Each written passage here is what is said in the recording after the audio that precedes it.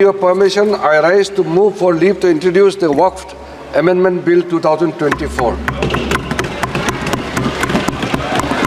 संसद में वक्फ संशोधन बिल पेश किया गया। कई विपक्षी दलों ने इसका विरोध किया, लेकिन सरकार का कहना है कि इससे वक्फ को मिली असीमित शक्तियों पर अंकुश लगाकर और बेहतर और पारदर्शी तरीके से प्रबंध किया जाएगा। देखिए, बहुत से लोगों को पता ही नहीं होता कि आखिर वक्फ क्या है, तो पहले उन्हें जानकारी दे देते हैं। दरअसल वक्फ कोई भी चल या अचल संपत्ति हो सकती है जिसे इस्लाम को मानने वाला कोई भी व्यक्ति धार्मिक कार्यों के लिए दान कर सकता है। इस दान की हुई संपत्ति का कोई भी मालिक नहीं होता, लेकिन उसे संचालित करने के लिए कुछ संस्थान बनाए गए हैं। अब देखिए, वक्फ कैसे किया जा सकता है। वक्फ करने के अलग अलग तरीके हो सकते हैं। इससे समझिए कि अगर किसी व्यक्ति के पास एक से अधिक मकान हैं और वह उनमें से एक या दो मकान को वक्फ करना चाहता है, तो वह अपनी वसीयत में इन मकानों को वक्फ के लिए दान करने के बारे में लिख सकता है, जिसके बाद उस मकान को व्यक्ति की मौत के बाद उसका परिवार इस्तेमाल नहीं कर सकेगा।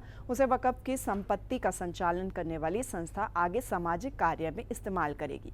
इसी तरह से शेयर से लेकर घर, मकान, किताब से लेकर कैश तक वक्फ किया जा सकता है। देखिए, वक्फ की संपत्ति का संचालन करने के लिए वक्फ बोर्ड होते हैं जो कि स्थानीय और राज्य स्तर पर बने होते हैं। शिया और सुन्नी वक्फ बोर्ड भी हैं जो कि उत्तर प्रदेश, बिहार जैसे राज्यों में अलग अलग बने हुए हैं। जानकारी दें आपको कि राज्य स्तर पर बने वक्फ बोर्ड इन वक्फ की संपत्ति का ध्यान रखते हैं। संपत्तियों के रखरखाव, उनसे आने वाली आय आदि का ध्यान रखा जाता है। केंद्रीय स्तर पर सेंट्रल वक्फ काउंसिल राज्यों के वक्फ बोर्ड को दिशा निर्देश देने का काम भी करती है। देश भर में बने कब्रिस्तान वक्फ भूमि का हिस्सा होते हैं। देश के सभी कब्रिस्तान का रखरखाव वक्फ ही करते हैं। देश भर में करीब 30 स्थापित संगठन हैं जो उस राज्य या केंद्र शासित प्रदेश में वक्फ संपत्तियों का प्रबंधन कर रही है। इन्हीं संगठनों को वक्फ बोर्ड के नाम से जाना जाता है। भारतीय वक्फ परिसंपत्ति प्रबंधन प्रणाली के अनुसार देश में कुल 3,56,047 वक्फ संपत्तियां हैं। इनमें अचल संपत्तियों की कुल संख्या 8,72,324 और चल संपत्तियों की कुल संख्या 16,713 है। डिजिटल रिकॉर्ड्स की संख्या 3,29,995 है। चलिए आपको बता देते हैं कि सरकार ने जो वक्फ संशोधन विधेयक पेश किया है वो क्या है। दरअसल केंद्रीय अल्पसंख्यक मामलों के मंत्री किरण रिजिजू ने 8 अगस्त को लोकसभा में वक्फ संशोधन विधेयक 2024 और मुसलमान वक्फ विधेयक 2024 पेश किया। 40 से अधिक संशोधनों के साथ वक्फ संशोधन विधेयक में मौजूदा वक्फ अधिनियम में कई भागों को खत्म करने का प्रस्ताव है। इसके अलावा विधेयक में वर्तमान अधिनियम में दूरगामी परिवर्तन की बात कही गई है। इसमें केंद्रीय और राज्य वक्फ बोर्ड में मुस्लिम महिलाओं का प्रतिनिधित्व सुनिश्चित करना भी शामिल है। इसके साथ ही किसी भी धर्म के लोग इसकी कमेटियों के सदस्य हो सकते हैं। अधिनियम में आखिरी बार 2013 में संशोधन किया गया था। वक्फ अधिनियम 1995 की धारा 40 को हटाने का प्रस्ताव है। इसी धारा के तहत बोर्ड को शक्तियां थी कि वो किसी भी संपत्ति के वक्फ संपत्ति होने का निर्णय ले सकती है। विधेयक में एक केंद्रीय पोर्टल और डेटाबेस के जरिए वक्फ संपत्तियों के पंजीकरण का प्रस्ताव है। नए अधिनियम के लागू होने से 6 महीने के भीतर ही केंद्रीय पोर्टल पर संपत्तियों का विवरण दर्ज करना होगा।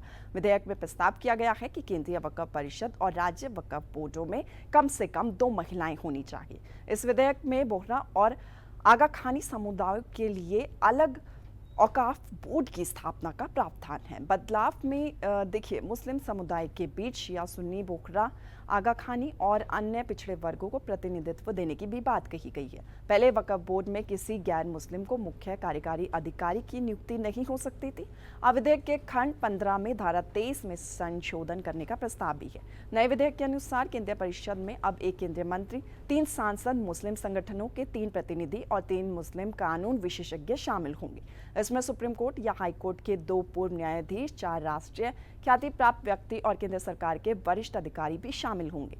नए विधेयक में एक अहम बदलाव कलेक्टर की मध्यस्थ की भूमिका को लेकर भी किया गया है। अब जिला कलेक्टर को ये तय करने का अधिकार होगा कि कोई संपत्ति वक्फ है या फिर सरकारी। धारा 3C में कहा गया है कि इस अधिनियम के लागू होने से पहले या बाद में वक्फ संपत्ति के रूप में पहचानी गई या घोषित की गई कोई भी सरकारी संपत्ति वक्फ संपत्ति नहीं मानी जाएगी। अगर कोई सवाल खड़ा होता है तो क्या ऐसा कोई संपत्ति सरकारी संपत्ति है, तो स्थानीय कलेक्टर को भेजा जाएगा। कलेक्टर जांच करेंगे और तय करेंगे कि संपत्ति सरकारी संपत्ति है या नहीं।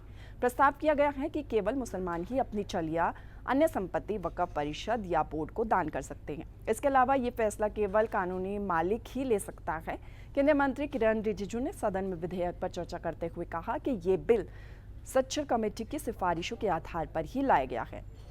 इसमें कहा गया है कि राज्य और केंद्रीय वक्फ बोर्ड में 2 महिलाएं होनी चाहिए। इसमें की गई सिफारिशों को लागू करने के लिए हम ये बिल लेकर आए हैं। इस बिल में जो भी प्रावधान है उसमें संविधान के किसी भी अनुच्छेद का उल्लंघन नहीं किया गया।